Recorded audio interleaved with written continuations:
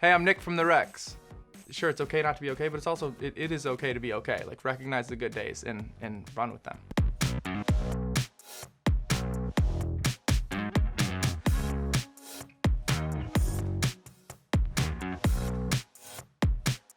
I wouldn't say I handled it well. I certainly felt the effects, maybe not immediately, because I think I was excited about it at first, because I was like, oh, I get to work in the studio alone and not have to do sessions or not have to have my creativity impeded by anyone else or anyone else's input. I think I started feeling like I was spinning my wheels in the mud a bit, and yeah, I don't know if I handled it super well. I think I just kind of kept trying to work my way through it, which led to a lot of moments of intense stress and confusion and creative blocks. Yeah, it was tough.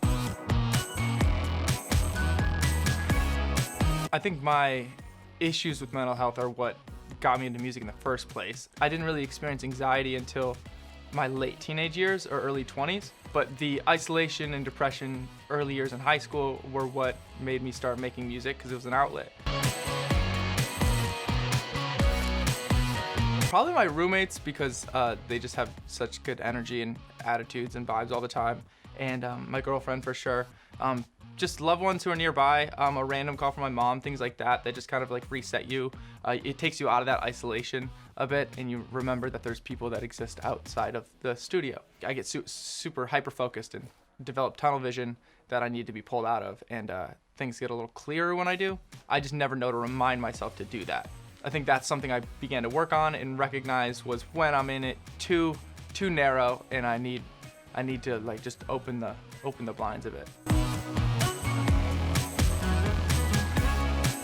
I think it's important to remember that your anxieties and in depression or issues or problems that you're dealing with aren't necessarily unique to you. I think a lot of people like to think that my experiences are mine, and the way I'm reacting to this it's only me, and this is how, because there's billions of people and I'm the only me, therefore the way I am and the way I think and the things I'm going through are only me.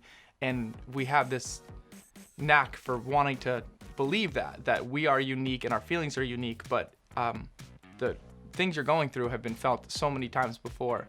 I think that's like a roundabout way of saying you're not alone, but I think that hearing that you're not alone doesn't validate someone's feelings. When you tell someone, hey, you're not alone, it doesn't allow them to say like, oh, then my issues aren't important. Like, it's important for you to know that like your thing is important and you are individual and you are unique, and it's important to recognize that what you feel is valid, but other people have also felt that. Therefore, there's people you can talk to or resources for you.